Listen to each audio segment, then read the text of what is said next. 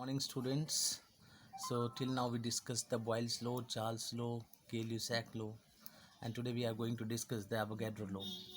So जो ये Avogadro law है बेटा, this is basically the relation है किसके बीच में, वॉल्यूम और अमाउंट के बीच में, यानी V और N के बीच में. मैंने स्टार्टिंग में बताया था गैस के ऊपर हमें 4 पैरामीटर स्टडी करने हैं, pressure, volume, temperature and number of mole. 2 parameter constant करने हैं और 2 को वेरी किया करना है.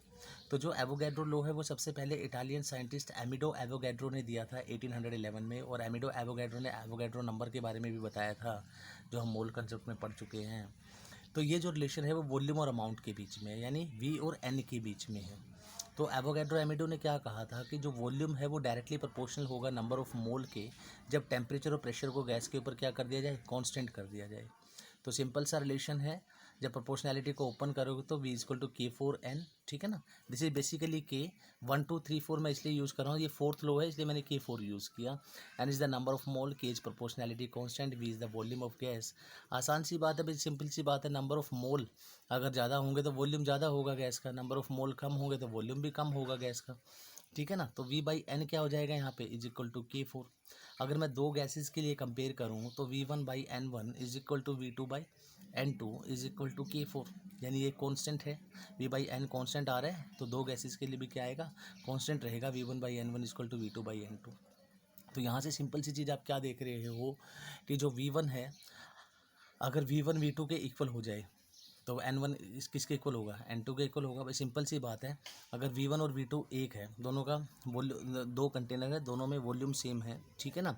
तो आपके पास नंबर ऑफ मॉलिक्यूल भी क्या होंगे वहाँ पे, N1 is equal to number of mole जो होंगे वो क्या होंगे, सेम रहेंगे दोनों के अंदर, ठीक है. तो V1 अगर V2 के इक्वल हुआ तो N1 N2 के इक्वल होगा, ये भी आपको पता होना चाहिए.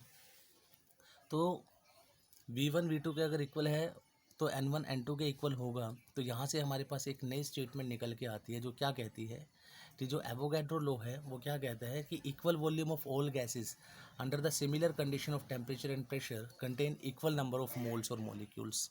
मोल कंसेप्ट में भी बताया था मैंने आप लोगों को, अगर टेम्परेचर प्रेशर कांस्टेंट है तो इक्वल वॉल्यूम अगर आप गैस का ले रहे हैं तो वहाँ पे equal number of molecules he present होंगे. आप याद करो, एक मोल में चाहे मोनो एटॉमिक गैस हो, डाई एटॉमिक हो, ट्राई हो, वॉल्यूम अगर 22.4 लीटर है सभी गैसेस का, तो आपके पास, ठीक है, तो नंबर ऑफ मॉलिक्यूल कितने होंगे वहाँ पे, एवोगैड्रो नंबर ऑफ मॉलिक्यूल्स होंगे. तो हमारे पास जो रिलेशन आया एवोगैड्रो का V इक्वल टू K4N, तो हम जानते हैं कि नंबर ऑफ मोल क्या होता है, मास अपॉन मोलर मास. तो अगर इसकी वैल्यू यहाँ पे पुट कर दी जाए, मास अपॉन मोलर मास, तो हमारे पास एक नया रिलेशन बनता है. अगर मैं मास को यहाँ ले जाऊँ और वॉल्यूम को यहाँ ले आऊँ तो मेरे पास मास बाई वॉल्यूम, और मास बाई वॉल्यूम क्या होता है बेटा, डेंसिटी. तो mass, molecular mass is equal to K4D. एक नया फार्मूला ये बन गया. D is the density of gas, proportionality constant, M is the molar mass of gas. तो क्वेश्चन है आपका, स्कूल लेवल का क्वेश्चन है, बोर्ड लेवल का, how is the density of gas is related to its molar mass. तो कैसे related है, M is equal to K4D. तो यही आपका एवोगैड्रो लॉ था. एक क्वेश्चन करते हैं कि calculate the volume of proportionality constant K for 1 mole of gas which occupies 22.4 liter of volume under the given condition of temperature and pressure.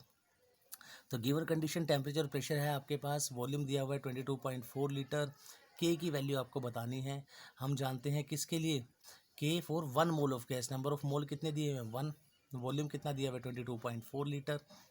And we know that from this Avogadro law V is equal to KN, ठीक है ना. तो K किसके equal हो जाएगा, V/N.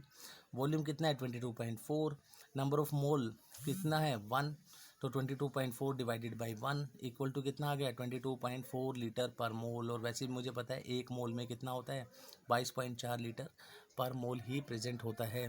तो ये था हमारा सिंपल सा एवोगैड्रो लॉ. तो बॉयल्स लॉ में हमने पढ़ा P1 V1 equal to P2 V2, Charles law V1/T1 equal to V2/T2, and Lussac law P1/T1 equal to P2/T2. And today in the Avogadro law we studied about the V1/N1 is equal to V2/N2. तो 4 लो हमारे complete हो चुके हैं. Last लो है हमारे बेटा ideal gas equation. लेकिन कोई भी गैस आइडियल नहीं होती, और वहाँ पे हम एक इक्वेशन पढ़ते हैं PV is equal to NRT, ठीक है ना बेटा. तो कुछ क्वेश्चंस TPP में मिक्सिंग हो सकते हैं सभी लोज को मिला के, ठीक है. तो जो क्वेश्चन, जो लो अभी नहीं हुआ उससे रिलेटेड क्वेश्चंस को आप छोड़ दिया करो, वही क्वेश्चन किया करो जो हमारे जो लो हम पढ़ चुके हैं। बहुत ही छोटा सा चैप्टर है। उसके बाद हम लोग आइडियल गैस इक्वेशन पढ़ेंगे कल, फिर उसके बाद काइनेटिक थ्योरी ऑफ गैसेस, और एक टॉपिक हमारे पास आएगा वैन डर वाल equation, and last topic is the liquefaction of gas. तो मुश्किल से 4 या 5 लेक्चर और बचे हुए हैं इस चैप्टर के।